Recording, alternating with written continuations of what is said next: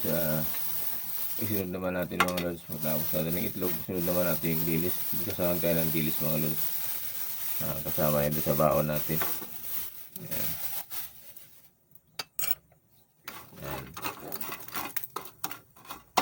Tuyo na dilis mga lods. Ayan.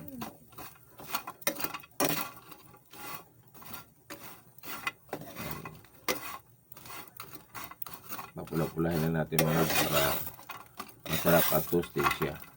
Ayan ang sikreto dyan mga lods. Para hindi makunat yung dilis natin, kailangan sasag natin siya walang mantika. Ayan mga lods, hanggang sa mamula siya. Malutong yan siya mga lods, no? Ayan. Okay. Ayan mga lods, nagawa tayo ng ating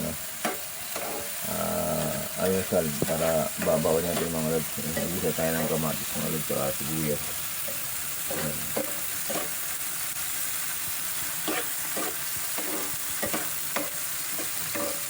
Ilagay ito mga lods. Ayan yung ating almusal at baon na rin mga lods.